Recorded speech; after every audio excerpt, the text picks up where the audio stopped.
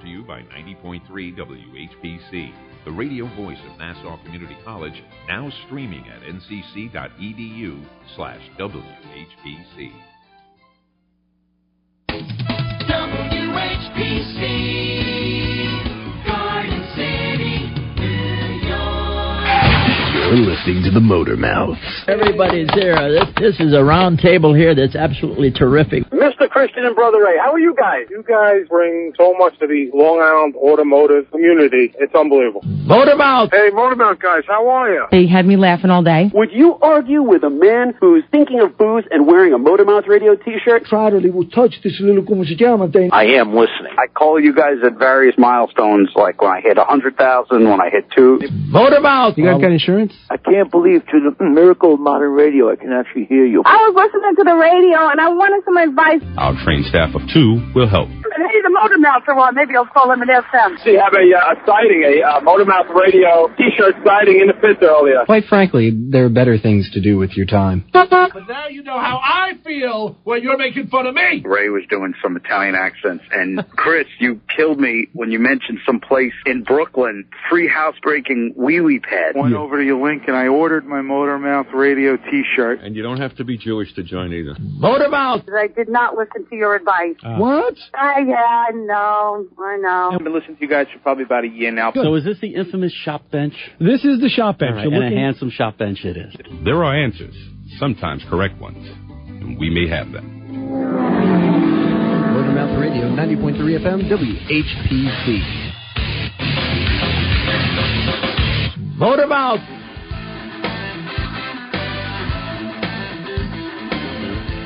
Alrighty, the Automotive Talk Show, more fun than tipping smart cars. It's Motor Mouth Radio, your 1-hour automotive talk show right here on Long Island. I'm Chris Switzer, and of course, here's a man who just finished listening to Little Red Corvette over 50 times. He'll tell you all about it right from behind the shop bench. It's Ray Guarino. How are you? Good. I can make that one up if you like. Sure, we'll play along. Very good, very good, very good. And of course, the man who has a personally healthy dose of diagnoses just waiting for you right now at 516-572-7440. It's Joe D, technician extraordinaire. How are you, my brother? I don't know. My back's hurting because now we got to start putting those smart cars back on there. That guy's going to come looking for us. You know that. Dude, it was funny the first 5 times, Chris. I was chuckling when I read that. It was in Denver that there was smart cars getting flipped on their sides, and then it happened to get in San Francisco. I heard about that, yeah. I'm howling. I'm like, who the heck has got all the time in the world? The wind. I know who it is. College kids. Got to be college kids. Oh, now there's a surprise. Enough Dinkelacke, and you can do anything. Right. We used to do Fiat throwing. Yeah, right. We threw a Fiat 28 over a fence. Yep. Oh. Wow. Fiat throwing. Yeah. Holy smokes. And a Volkswagen Bug, too. Should we go right to the phone? Absolutely. Let's do it. Let's go to the phones. To the phone. Say hi with the Motor Mouths. Hey, how you doing?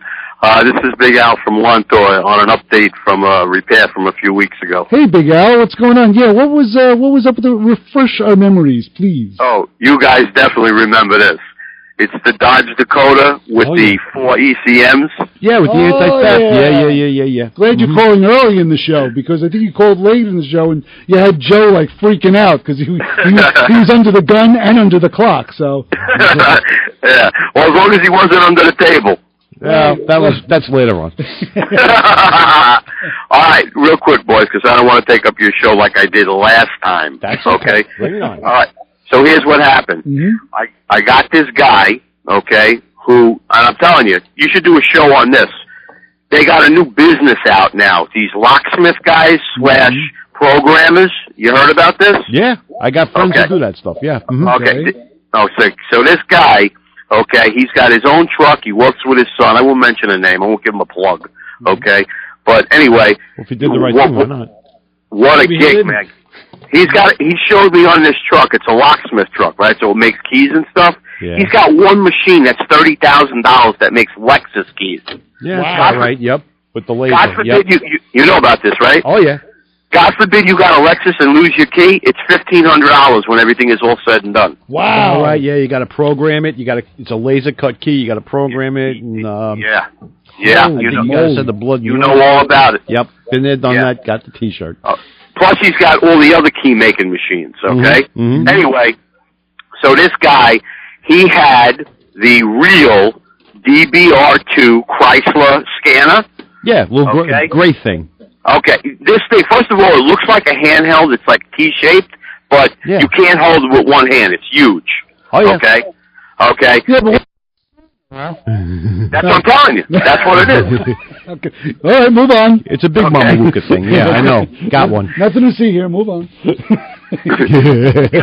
know what impressed me most about this scanner? First of all, it's an amazing device, okay? But they had a leather case on it, like military. Yeah. It was insane. Okay, anyway. So this guy comes, he knows exactly what's wrong. The thing locks itself, the PCMs on the Chryslers, they lock themselves out automatically after you try to do it two times. Yeah. Two or three times, or whatever. Yeah. Mm-hmm. Anyway, I don't know why. I mean, what is it? The president's Cadillac? You know, it's got to be a secure vehicle. I don't know. It's ridiculous. Well, the Germans had them, you know. Anyway, so he puts this DVR box on, right? 2 minutes, everything is straightened out. The immobilizer, the PCM, everything is all in sync. No problem. You know, the aftermarket the PCM that I got worked fine. Everything's fine. Everything's up and running. Everything's cool. Excellent. And everything's great. Right, the right tool for the right job. Exactly. So it was moral of the story. Moral of the story: right tool for the right job and the right guy to do the right job. You betcha. So that's one of those. It's one of those play nice scanners, right? Oh, y'all play nice. Right. Yeah. It's a Chrysler tool. So basically, the PCM and the skim module, you have to introduce them to each other. As a matter of fact, the guy probably went online or he made a phone call and got the PIN number for the car. No, he didn't have to. I did. So you gave him the PIN. Because you gotta have the PIN. Right. Because then they won't talk to each other otherwise. Yeah, I had no problem. I went to the Chrysler dealer. The parts guy was very nice. He punched it right up on the computer when I gave him the VIN. I went through all of this with you guys last time. Yeah. That's right. But with the right tool, all of a sudden the skim module, which is usually on the steering column there, now the two of them talk to each other and they say, "Oh, you got the same VIN number as me. Well, let's kind of get it on." So there's another guy in the game too. There's the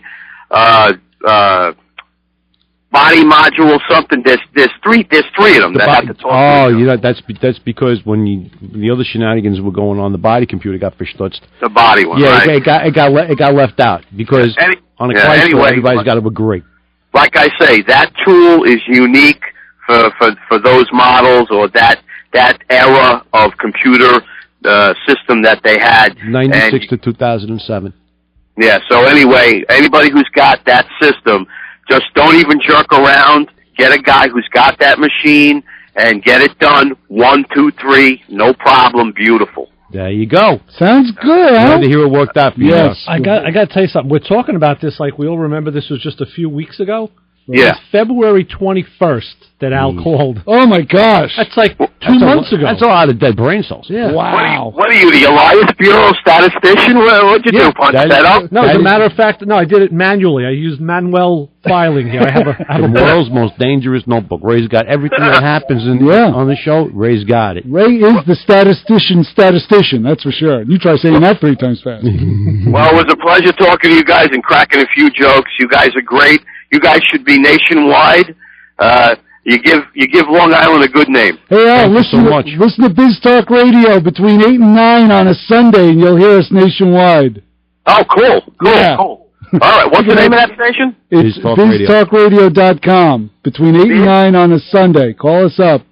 All right, brother. Thank you. All right, rock on. Let's go Islanders. Yeah. Talk to you later. Bye-bye. Bye. Adios. 516-572-7440. Glad to hear that Al got himself the right scan tool for the right job. DRB3. Yeah. I got one. I mean, actually, I kind of share it with another shop, but it's the right tool. It has the program. It's the right procedure.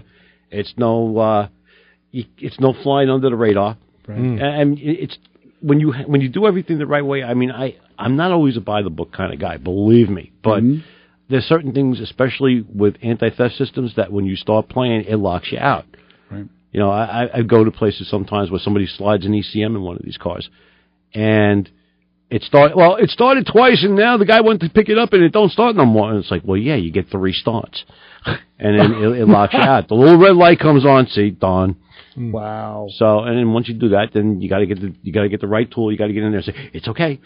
So when it starts the first time, does something come up on the dash saying you got 2 starts left? Nope. Maybe a little red light, or it'll flag a code in the computer. Oh, okay, because that's a little disheartening, because you think that you fixed it because it started up and ran. Well, then again, if you're a crackhead who swapped ECMs, and you think you're going to get someplace, when you stop off, at the crack house and you're trying to drive away again, then you're going to stall out. So that's why they give you 3 shots. Interesting analogy. Yeah. Well, that's like with the GM, the anti-theft relearn is on a lot of cars. You got to tap the key, wait 10 minutes for the anti-theft light to stop flashing, cycle the key off, tap it again, another 10 minutes, and people ask me like, why? Why are you doing it? Because if you're a crackhead trying to steal the car, you're not going to sit there for 30 minutes smoking your crack, waiting for the thing to relearn. It's like resetting an oil change monitor. Right. Pump the gas pedal 3 times, hold your foot on the brake, turn the key, raise the antenna, look west. Let's look to the phones and say hi, you're on with the Motormouths. Good morning. I finally got through. Hey. How are you, Bibble? That's the Bronc. What's going on? Hey, Bronc. Just getting my act together. Getting a little bit of rain today. But outside of that, things been going good. Right. You ever get Murphy's Law that no matter what you touch, on whoever you touch it on, it turns back and it destroys you? Sure. Okay, that's to the how car this week business. went. Right? Welcome to my first marriage. Well, see, you went out of the way and did it twice. Most people make the same mistake once. Right? So that's just a little outlet there. Exactly. It's just one of those crazy stories. Mm-hmm. A friend of mine brings his car over. It's a Ford, which really doesn't mean anything. And door actuator, on the door panel. Okay, so pulled apart, diagnosed that the actuator was busted. Right. Okay, go to order one, back ordered. And they made 6 different actuators for this particular model. Oh, great and wonderful. So I put the door panel back together, order it, come back, a few days, get the part, put it on, then everything goes smooth, no problem. That day I go out, get a little bit of drizzle on, I hit the window on my car, and the window falls down. Boom. Yeah, this was last week. Right. This was last week. Right. Pontiac, yeah. Yeah, the Pontiac, okay? So I told you that, right? Yeah. Mm-hmm. Right, okay. So the window drops into the door. Now you got to pull, and I had said to you, good luck getting that door panel off and getting your hands in there, because that's a pain in the butt to get that. It's a pain in the ass. Yes. Right, and it's interesting. One good thing about buying, I think we spoke about buying quality parts. When I replaced it, it's a wire cage. I replaced it with a Dorman product, and it had a lifetime warranty, so I was able to get another one, no charge. So that's good about buying quality products. Mm-hmm. You look at the warranty, and I think we spoke about that before. Then again, if it So was yesterday, my that high of friend a comes quality, it over. wouldn't have broke. What? Then it was really... Where are you going to get this stuff? It's top of the line Right. part. Okay. Yeah. The only good thing about Dorman, it's made in Taiwan instead of China. Yeah. They're all high quality parts are made. Right. Yeah. So then, all right, I get the Pontiac all back together. So Jim wants to take the Zimmer out for a ride. I said, okay, no problem. I take the car out. I put the window down on the driver's door, and what do you think happened? The window falls into the door. Now you understand. And I wasn't even there. Nope, same thing. I said, son of a gun, come on. I'm sure you said that. So, working in these door panels, I have more cuts than a hospital operating room on me right now. Oh, yeah. Right? Mm-hmm. So, but the good news is, one thing about, certain Ford products, and again, this is one of those crazy things, is that they make about 6 or 8 different parts. Right. But on their power motors, on their windows, and this is something people could check on the older cars, because this is based on a 1985 Mustang.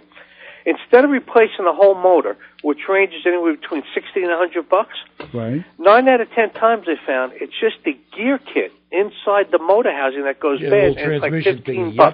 Yep. Okay. Right. Right? Yeah. The motors are actually fairly stout.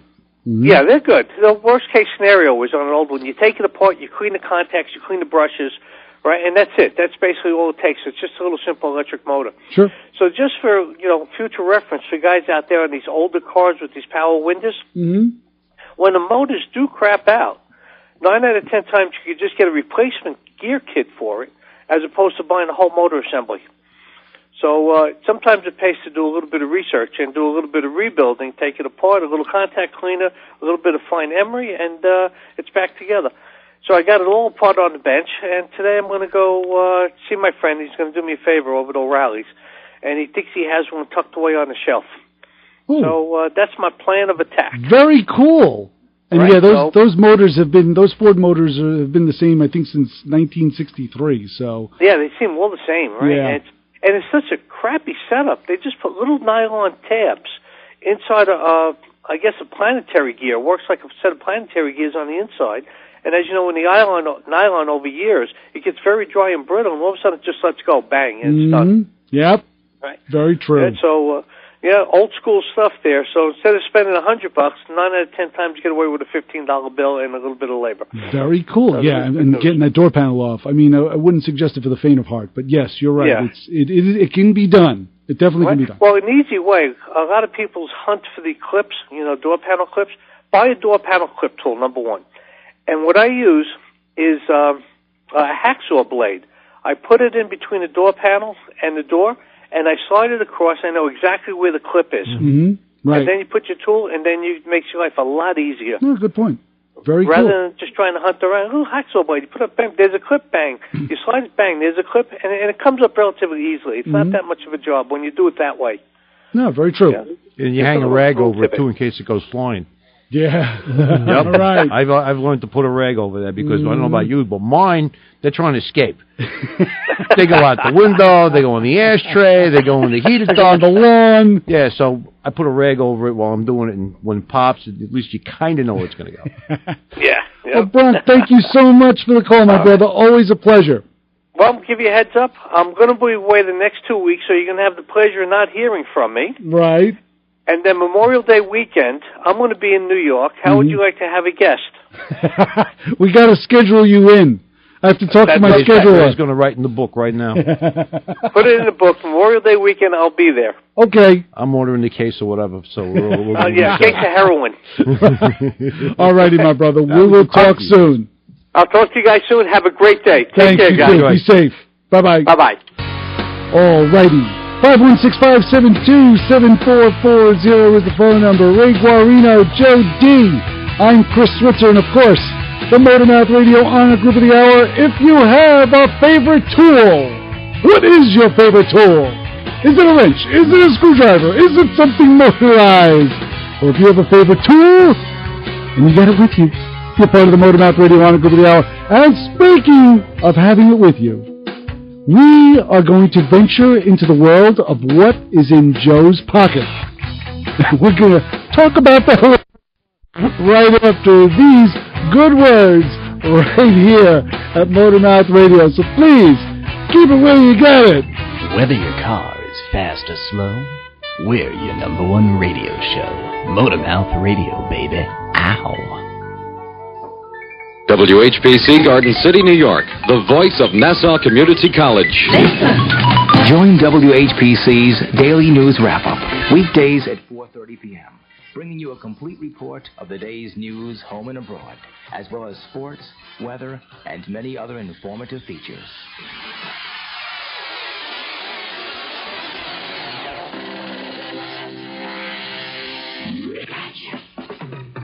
We're Long Island's FM alternative.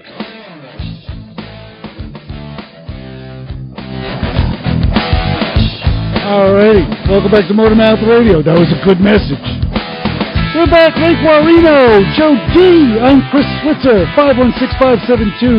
516-572-7440 is the phone number to get a hold of us, just like Al, to let us know that everything is okay with his truck, as long as he used the right big fat piece of equipment. There you go. There you go. DRB3, gotta love it. R2-D2, gotta love him too. Yeah, well, hey.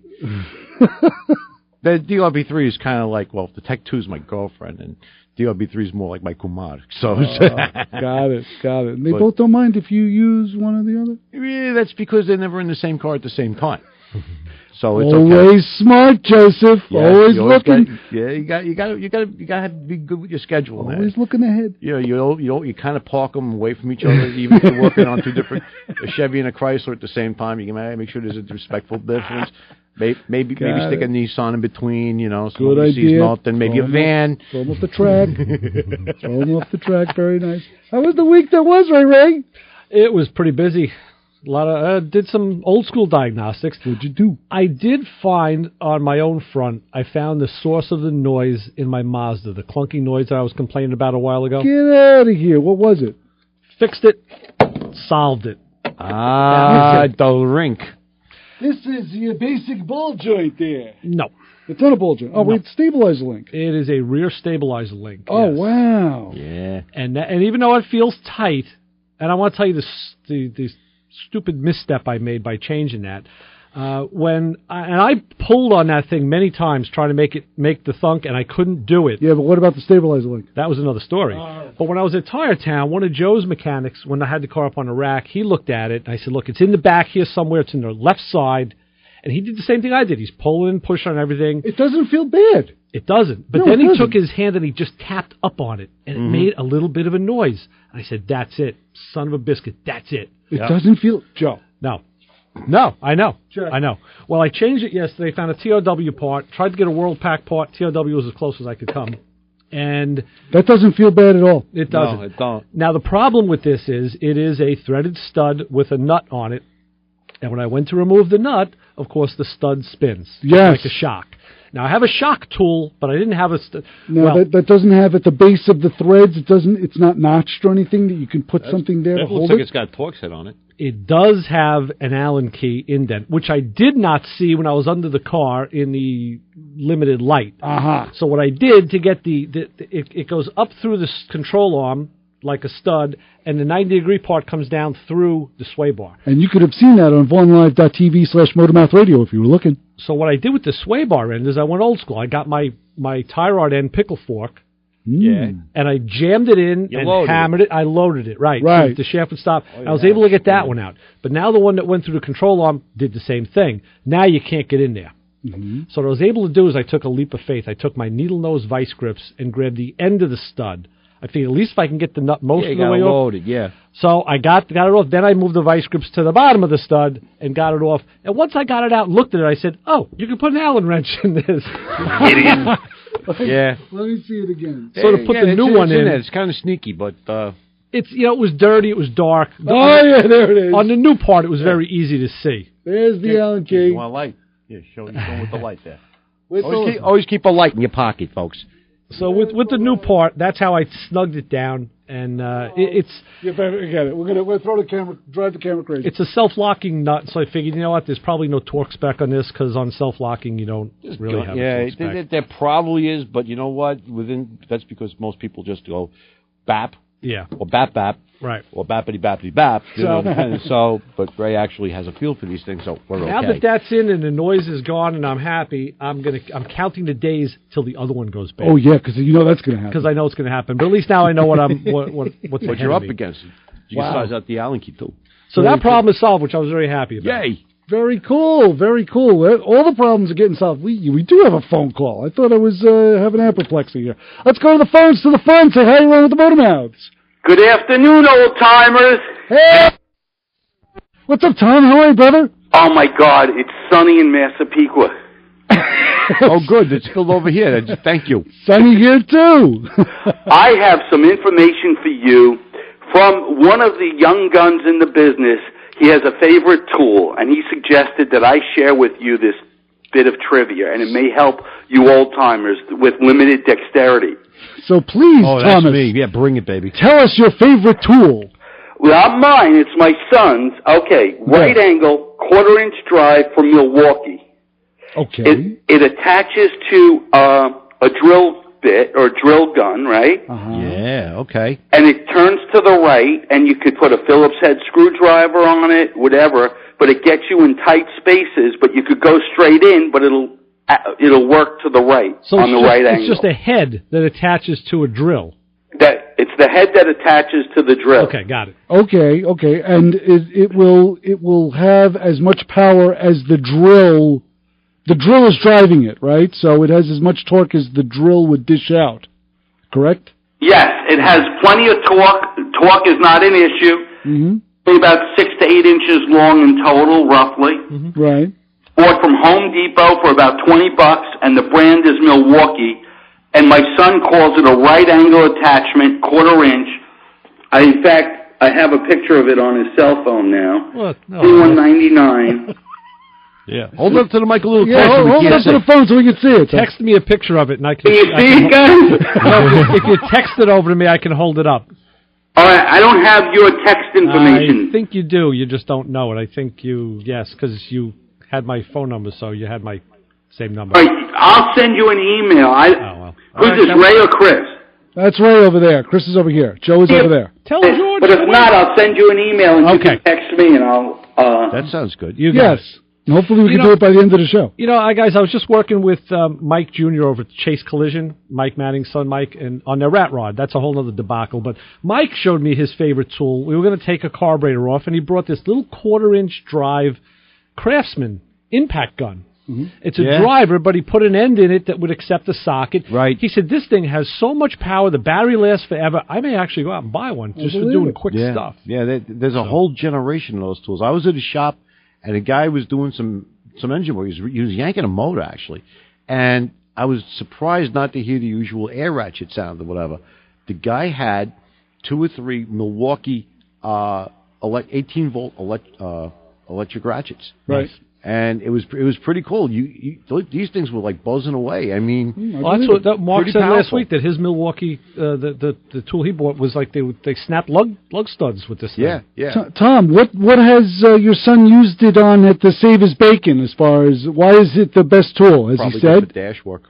Well, I was in the auto body industry. This is Tom's son, Nick. Hey, what's up, Nick? How are you? Hi, Nick. Guys, I was in the auto body industry for a while, and it's good in between, like, when you're getting in to take off a bumper or whatnot, in between the tire and, like, your fender, the fender liner. There's usually 3 bolts or clips in there that hold on your bumper. Right, very true, very true. If they're Phillips head, or even if it's a socket or whatnot, you can pretty much get anything onto this thing, and you just shove it in between there, and it'll, pull that screw right out, no problem. You don't have to try to fit in all this stuff or take off the tire. Air ratchets work really good too, but sometimes this is just a tool that you need. Electric tools are way better. They're easier on your ears, and they do get the job done without having a hose hanging off you. Or a hose or a cord. So, Nick, we actually owe you a debt of gratitude, because if it wasn't for you, your father wouldn't have become a fan of this show. No, that's definitely for sure. So we want to talk to you in private one day. We want to meet you somewhere, probably an alley, and we'll talk to you about that, because just a few things we want to square away. Yeah, but there's a couple things we got to straighten out here. Oh, yeah, I know what you mean, guys. But he just doesn't have it right in front of him. That's what the problem is. You guys are sitting here saying, oh, you definitely have our information, this, that. He's like, no. He has it. He just doesn't want to go look for it. I know he does. We love him. He makes the show what it is, and that's awesome. 523%. Yeah, thank you guys. Awesome. Yes. Well, Nick, thank you so much for the call, my brother. No problem. Thanks for having me. Okay, Nick. We'll talk to you soon. Have a good one, guys. Take care. Guys. Thank you. Bye-bye, Tom. And Bob over there in Garden City. Yeah, and Bob is appreciating you right now. You know that, right? Oh, Bob, pop one for me, baby. Bye-bye. 516-572. I love when everything falls into lockstep. 516-572-7440 is the phone number to get a hold of us. When we come back, that glorious moment when we empty the pocket of the man who's the premier technician of this fine trio. Joe D is going to show us what's in his started now because there's like just too much crap in here. Come on, look at it. You can also check out this show on Performance Motorsports Network. You can check it out. My wife gets mad at me on laundry. You can check it on iHeartRadio. That's Ray Guarino, Joe D. Oh, there's crap in here. I'm Chris Switzer. This is Put the washing machine again. This is Motormouth Radio. The show voted 523% better than the rest of the mediocre automotive talk shows.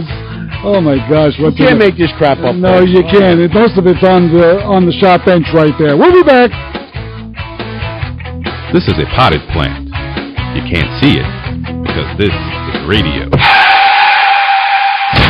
You're listening to the Motor Mouth. Tune in to Thunder Road for Heart-stopping, pants-dropping, hard-rocking, earth-shocking, booty-shaking, love-making, Viagra-taking, history-making, legendary.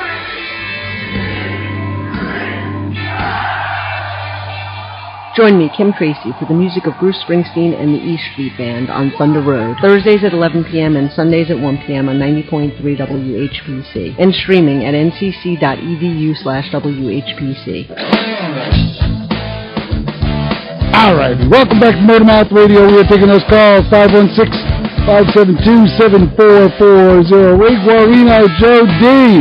Okay, gang, it's time. Gather around your radio. Gather around VaughnLive.tv/MotorMouthRadio. Right there, we are going to see the first thing that Joe is going to pull out of his pocket. And it is... A rabbit.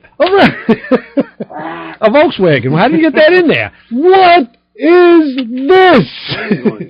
That's a test harness. There's a pricky probe right there. This is a test harness with a... What is this thing? That's a back probe. That's a back probe. That's a back probe. Okay. Put that in your nose. You could back probe. That's a Lyle back probe. A Lyle, okay. I keep the fluke ones you gave me nice, by the way. Thank you. Okay, you're welcome. You could back probe your sinuses with that thing. So basically, we're looking at a harness. Yeah, I'm going to explain that in a minute here. Yes, exactly. Well, you're going to find a microphone to explain it. They look so much better when you go this way. Yes. All right, we got the test light. We got the test light on steroids. Okay. There's a test light in his pocket. This is the truth. On steroids. Yeah, this stuff is coming out to you live right now, folks. All right. Here's the test light. Right. It's the test light right there. Jump a wire. Jump a where? Paperclip / wire holder there. Well, those things can be interchangeable because you can use a paper clip as a jumper wire if you had to. Yeah, and jumper wire as a paper clip. I also use it as a little bracket too to hold stuff up. Right, exactly. Resistors. Gotta have resistors. These are all literally... Now, those are quarter-watt resistors for people who don't know. Those are little fellas. Those are my cheap redneck sensor simulators. I went to the half-watt ones because they're easier to read. Yes, absolutely. If you'd like some half-watts or larger, let me know and I'll give them. No jumper wire. So those resistors are... A switch. A switch. Just in case you want to change. Don't forget the zip tie. Yeah, I have a zip tie. Always carry zip ties, folks. These are all... You never know when this stuff will save you. But if you have a ponytail. We got pins. We got pins. Pins? What do you need the pins for? In case I can't find the back probe. Right. Well, a paper clip can double for that. If you sharpen it, you got to use a big paper clip. Yeah, but when my wife buys me a new shirt, I keep all the pins. Oh, yeah, nice. All in Joe's pocket. Yep. And let's see, we got a paper clip. We got vacuum caps. Let me see the vacuum caps. Nice. Vacuum caps. All right. Vacuum cap. And those little twisty wire connectors right here. See these little guys here. Why do you need these things? In the colors of the Mets there. All right. Don't forget the butt connector in case your butt starts coming apart. Let me see the butt connector. Butt connector. Looks like a contact pill. Butt connector. Contact it. Oh yeah. Yep. And then fuses. Fuses. We still got more. In case you have to make a fuse jumper wire. Mm-hmm. Right. Or if you just want to try a fuse. Try a fuse. All right, so those are blade fuses, not glass or right now we don't ceramics. And then here's the specialized jumper wire. This was all in Joe's pocket. It really is. My wife will attest to it. All right, the guys at the shop just see me pulling stuff out of here. Another test. Joe, you mentioned pins, and one of the things I'd saved, I bought a Pontiac wagon 20 years ago from a guy, and he hung window treatments, curtains, and right. And what he would do is he had these they were about 3-inch long T-pins. Right. And they were all over the back of this Pontiac. Mm-hmm. I threw out most of them, but I saved a handful of them. I have them stuck into a big cork because they're really strong and they make great, back probes. Yeah, T-pins are awesome. I just never get to the store to get them. What is a T-pin? It's a pin with like kind of a loopy. Yeah, go ahead. It's shaped like a T. It's like picture a straight pin, but it has a top on it, like a T. What was it used for? Well, this guy used it for upholstery work. Oh, okay. Yeah, in other words, when you're pinning something up and you're getting your clothes alterated there. Like I said, the guy at the Pontiac had a business where he hung window treatments, curtains, and blinds, and they would sometimes pin the curtains before they knew where they had to, hem them, I guess. And a couple of boxes of these things exploded in the back of the Pontiac. They were just all over because he used them every day, so they were like chiclets all over the place. Yeah.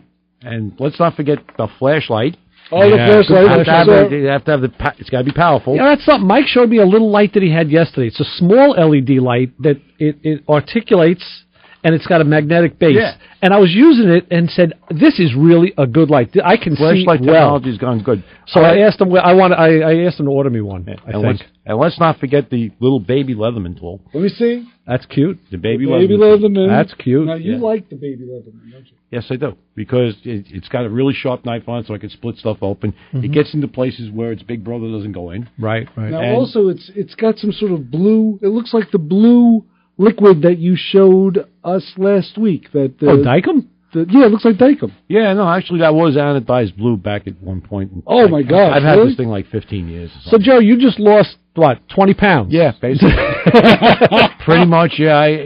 They start. Do you feel lighter? If they start hollering me to go on a diet, I just empty my pie. Oh, look at that! Yeah, 20 pounds. And Marie Osmond comes over and tells me I did good on Nutrisystem or something. I don't know. See, I'm trying to fold. Hey, that's a test light with that. This is with a halogen light. Yeah, it's a test light on steroids. Now, there's a difference to this. Yes. There's reasons why we use the different lights. Absolutely. Wow, yeah, I think please. it's been that neat since if you need a higher resistance.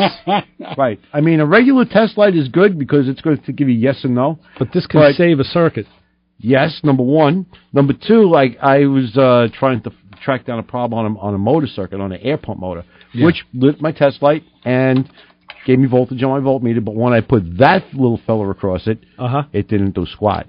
Now I know I had a voltage drop in the circuit. Right. I mean, a lot of times you can break out the meter and whatnot, but sometimes, especially my age, trying to read a meter, like you got it propped up on the front of the hood, and you're in the car cycling the key or operating the scan tool. But that thing will blind you. Yeah, and the other nice thing that's is a high beam. And you have spade connectors clipped into the alligator clips. Yeah, obviously at one point that was sticking them into the relay. Right, or the relay or the terminal. fuse. Yeah, so this is improvisation at its best. Yes.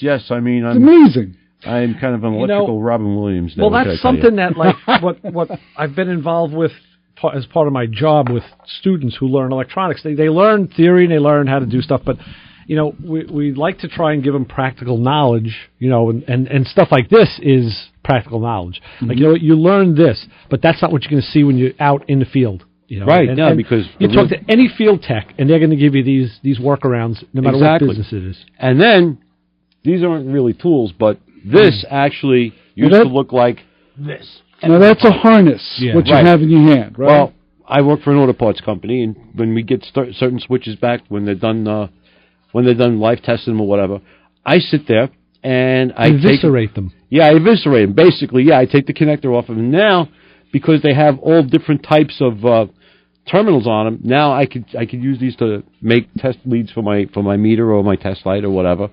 And rather than sitting there trying to figure out which probe I'm going to use, I just take the right thing and right in. Yeah. Sometimes I also do repairs if many times stuff like this gets rotted out, and what I'll end up doing is like backing the connector out and sliding a new one in.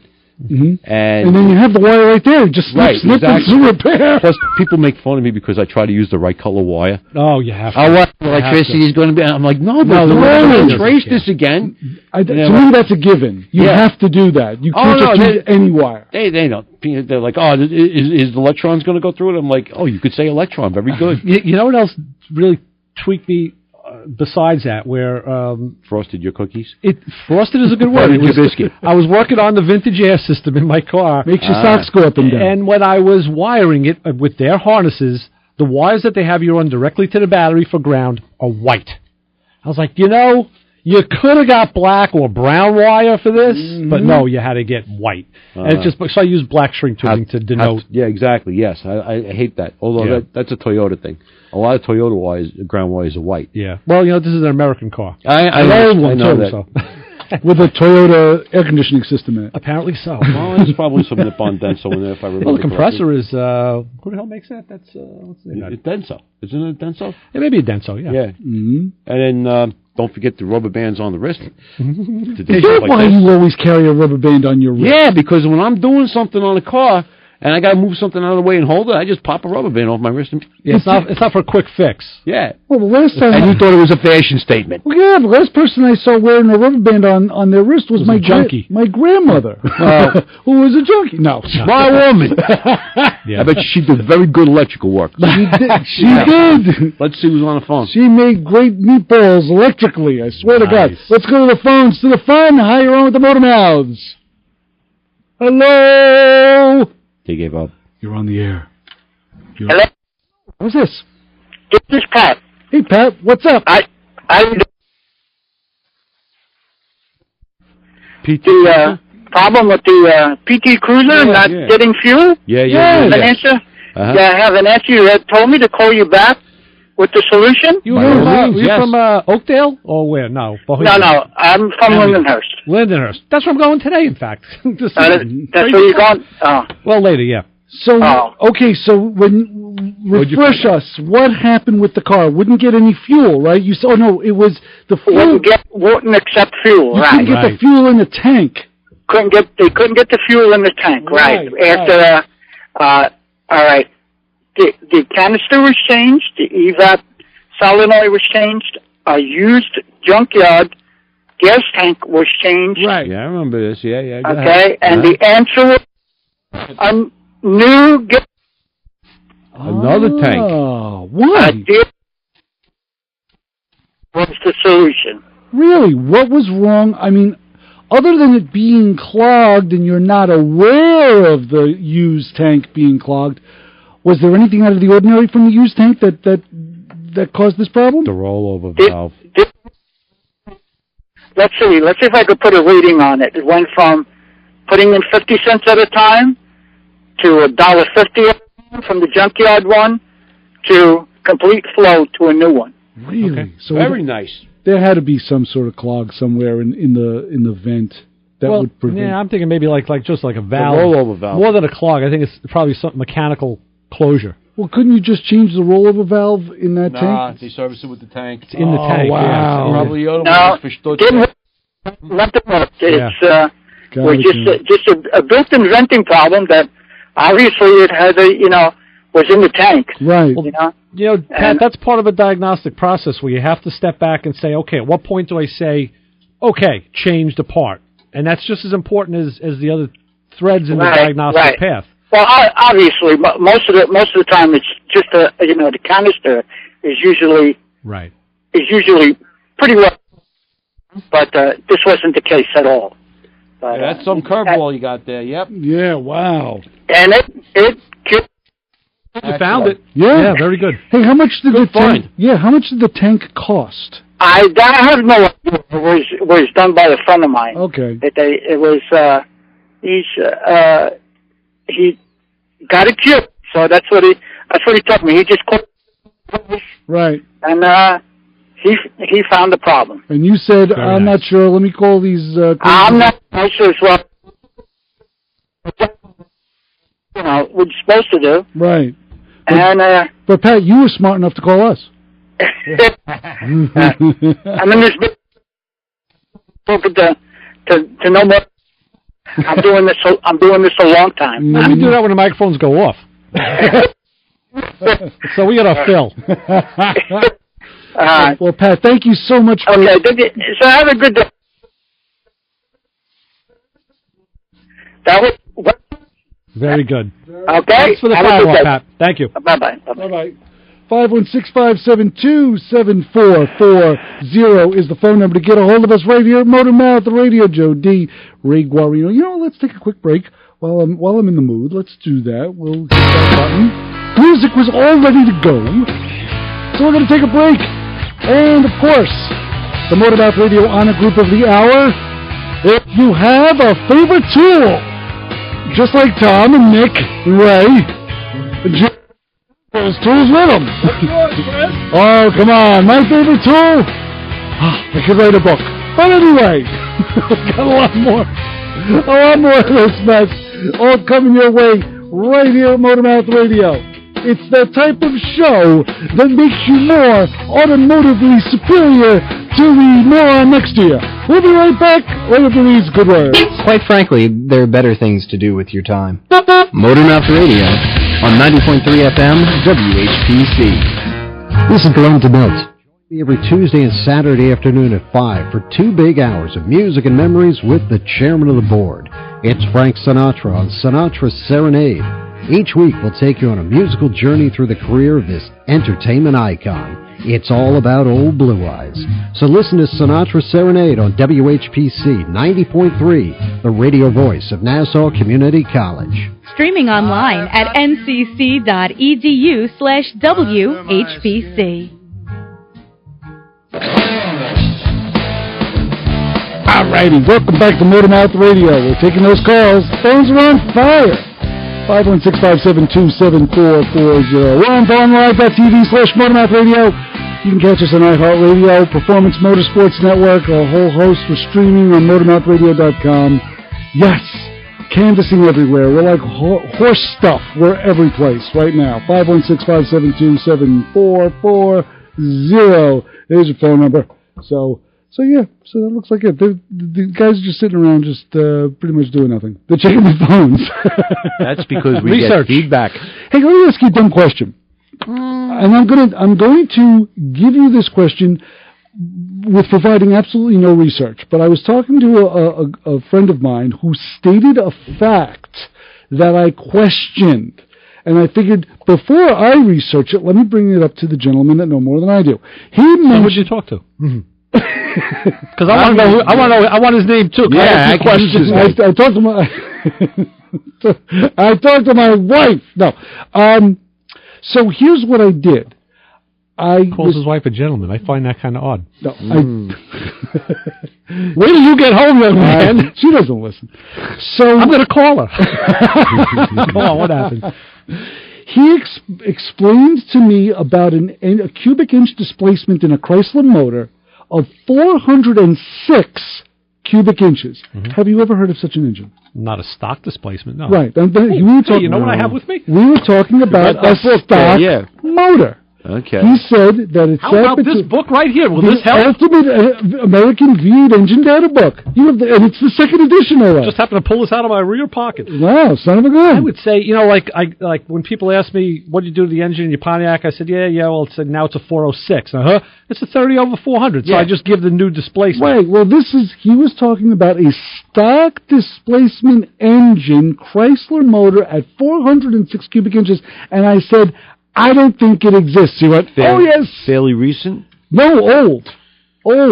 Like late 60s, early 70s, even probably mid 60s. Chrysler did have a 400 that was made out of a 383. Right, but that was later. That was here we go. Pretty much late 60s, early 70s. Right. Here's your Chryslers right now. Is there a 406 cubic inch Chrysler engine? I'm going to read you. There's the early Hemi and polyheads. Now, mind you, I just questioned it. I said, I don't think that's the case. No, see... Here's all the small... Go on, Joe. What were you going to say? No, because sometimes car companies round things off, like the 402. Well, which actually they used to call it SS396. Right, over 396. Right. Or they used to call it the 400 small block versus the 400 big block. Right. Ford had the same thing with the 428s and 429s. Right. Even like the 389 GTO was called a 6.5 liter for the European thing, but it wasn't really 6.5 liters. It was less. So some of the some of the 5-liter Mustangs weren't really, they were 4.9. Right. And even the LT1, the Chevy 350 is badged as a 5.7, but it's like 546. Yeah. A 346. I'm sorry. So I can read to you these Chrysler engines, and going back early, they're all 300, 331, 354, 392. Then you get into 350, 361, 383, 400. I'm thinking it's a 383, probably 30 over. Yeah, that's what I was thinking as well. Because then they had the 400. Then the 413 wedge and the 426. No 406. Because he mentioned it lived between the 383 and the 426, and I said, I don't know about numerically, that. Yeah, but like you say, if it was punched out, then I can understand it. Ford had a 406 back in the day. Yes, the Ford did. Correct. Yes, You're absolutely right. Early 60s. That is correct. Early 60s. Chrysler, that particular number does not pop up in my head. Okay, so I was right then. I was right. Chris, you act so surprised. You're usually you're on the money when it comes to the historical stuff. Well, thank you. I appreciate it. But I just thought I would bring it up to my men that I know that know more than I. Yeah, no 406. Okay, good to know. That's it. So you win that bet. Yeah. I was no dressing like a chicken for you.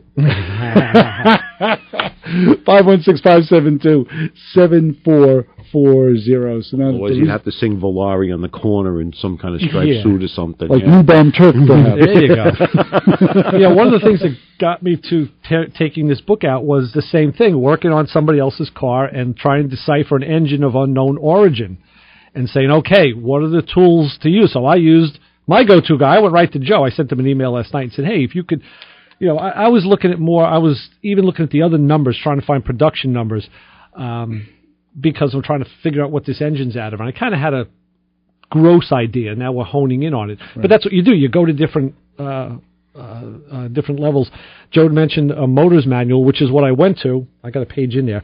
And I said, okay, I'm guessing it's a 70s engine because of certain cues, like the dipstick and the starter. And I did. I found the engine code in the motor's manual. But you got to look through every car, I found it on the Chevelle, on the Chevy 2 and Nova. Found it on the Camaro with MB2, so that car had an air pump. Yeah. Yep. So that probably not even in California. There was the EC, which was that was basically like EGR valve. It was EC was I keep thinking electronic when I hear E, but it's not. It was part of it was a spark retard system, which was based off a transmission. The thing went into high gear, closed the switch on the oil on the tranny pan, which then operated a solenoid, which then killed the vacuum to the what do you call that thing? Distributor. Yeah.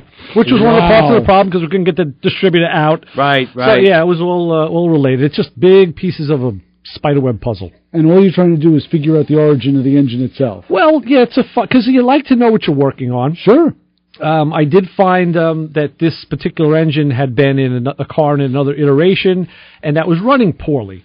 So one of the things I want to do is verify top dead center. Mm-hmm. So I wanted to, take the distributor cap off, look at the indexing of the rotor in relation to the cap. Of course, found out I couldn't get the cap off because of the way it was sitting in the car. Everything was too tight. Which is kind of scary how he got it in there. Like, did he put the distributor in? Was the distributor on the motor when he put the... Had to be. Yikes. Wow. Had to be. That's had scary. To be. And even so there's like a shroud over the distributor so you can't slide it out of the engine? No, like typically the firewall. The firewall has a bump out in the back, which is typical for a distributor. But what they should have done is just made it a little bit higher and bigger. So that's going to be taken care of later on. So I think it was put in, the engine was put in with the distributor in it. Right. So the distributor can't clear that bump. No. And I certainly can't get the distributor out to reclock it. If it is indeed out, which I still don't know. But the other thing, one of the tip-offs I found to the running condition was we pulled the plugs on the engine and found that they are peanut plugs, small ones, but they were gapped by eye. You can see they were gapped for an HEI distributor, like 60 thousandths. So you can get your thumb in there. But I'm looking at a points distributor, which, as we all know, is gapped at 35 thousandths. Yep. Right. So I said, okay, so... Obviously, the guy swapped the distributor to get it into this chassis configuration. Didn't bother to change the gap on the plugs. Through his pockets. Right. Then I looked and said, well, let me see one other thing. And, of course, now there's no ballast resistor in the system.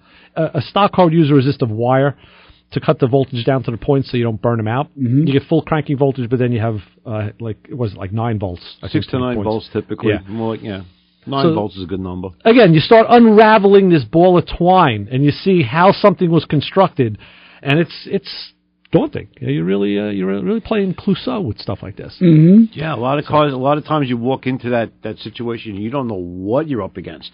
Mm. I'm sure that happens to you on a quasi daily basis. Yeah, pretty much. This guy wanders into the shop yesterday with he bought an Audi from somebody who... You could stop right there. Yeah, I know. Because I'm going, do you really want me to talk to this guy? Because I was like, it was an Audi that it was no title on it, so it's got to go to the 907, the title thing. Thing ran like a bag of... What's the German word for... Anyway. Schmutz. Yeah, schmutz. It's got every stinking indicator lights on. The scan tool's got like 3 pages of codes. And the guy's like, is it worth it? And I says, well, not for nothing, but if it was me, I'd just light it on fire. Now, run away now. But, so that's another thing. You never know when you get into it because I said, do you have any history of the car? Do you know why it was a salvage title? Right. Did it get flooded? Did it get crashed? Did it get stolen? Because that, if you don't know any better, I was trying to look around to see if I saw any marks of flood. Because if it's I was thinking. If it's a U-boat, get rid of it now. See ya. Sure. You know what I mean? If it's a crash victim, you might have a shot, or even a theft victim. Now, when you see a car like this, does this become the ultimate challenge, or you do run? I'm getting too old for this. Yeah, it's a problem. And the thing is, too, the guy's like, "Well, this ain't going to cost me that much money." I'm like, "Okay." No. The red flag just went right to the top of the pole. And he wants it. He wants it for 39 cents, and he wants it Monday morning. I don't think so. I don't think. I'm like, you know what, dude? You get some lady over there with a no style. I'll talk to you later. Go talk to the boss. He's at the forwards of English now. Go, I'll talk to you later. On a positive note, I found a very useful tool. Speaking of useful tools. Oh, good. I was replumbing the PCV valve on my Pontiac. Ah, yes. Another side project. And, I put that threaded valve in that I showed you last week. The frame valve. Yeah. Well, now it points backwards. Well, the other one did too. But I got to get the line to hook forward the other way. I need a U-bend. Like, oh, my God, what am I going to do here? Well, I found it on the help board. There's I bought part of this kit a while ago, and it's to repair those plastic vacuum hoses that are on a lot of cars. Yes. And there's some elbows, and I bought a bunch of pieces, and one of them was a beautiful 90-degree elbow, which I got fit right over the PCV valve. It's like a half-inch diameter, which is beautiful. Big. Yes. And came up to like a 3/8 diameter. Even better. So I said, I can't make the plastic bend, but I had that 3/8 aluminum fuel line that I used. Took a piece of that and used my tubing bender, bent it and contoured it up around the intake manifold, and then came into another piece of hose right into the intake manifold. Oh, wow. Nice, free-flowing. It worked very nice. It was just a nice, once you sit and think about it and say, okay, I need a problem solver, but a walk to the auto parts store solve that. Yep. Right to the help board, and you find... I actually bought a couple other pieces that now I have to bring back, because I said, I'm going to take this, and this. I'll bring back what I don't need. Yep. One of those jobs, Especially depending on what time of day it is, you know what I mean? Oh, yeah. You got to load for bear. Just have it all in front of you, because the last thing you want to do is be missing that stupid little clip, and it's like 5:35, 6 o'clock. On a Saturday, and everybody's closed. Well, the beauty part of that is the auto parts store stays open until 7 or later. And the other nice part is I go right from there, right next door to 7-Eleven, and get a big cup of coffee. Now I go home, and then I can start to create. That is why your house is in such a good spot. That's why I bought it. It could be a little better. It's not perfect, but Some of us have to make the trek to some kind of place, and at least you're near a real parts house, so that helps too. Very, very true. Well, gentlemen, we just did it. Just burned another hour here at Motormouth Radio. Smoke. Yes, we did it once again. Coming up, guys, we're going to have Joe Oldham back. He had a little bit of an issue where it took him out of the game for a bit, but he's going to come back on, famed writer. And a guy, Chris Gonzalez, if you go to his shop, is RJC. Right.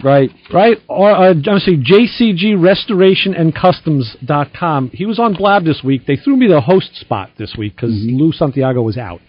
And this guy, Chris, I wish I knew something about him before because I would have done research. He runs a custom shop like the Ring Brothers. I mean, he's building stuff that's top very, notch. Very cool. We're going to get him on the show. We're doing some cross-promotion, so we'll have Chris on hopefully within a couple of weeks. Very good. You can catch us on the national show on Biz Talk Radio between 8 and 9 on Sundays.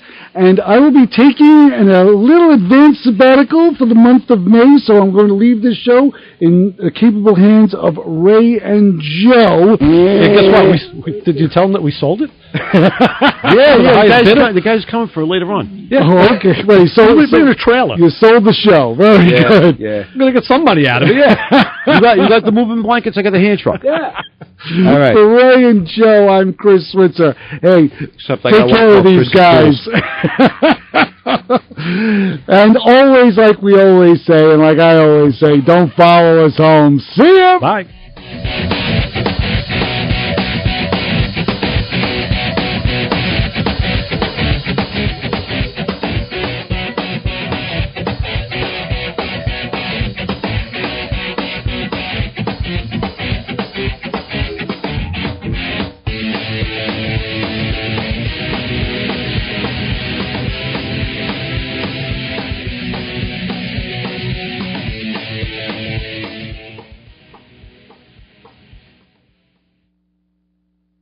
WHPC 90.3, the radio voice of Nassau Community College, is looking for individuals, businesses, charities, or organizations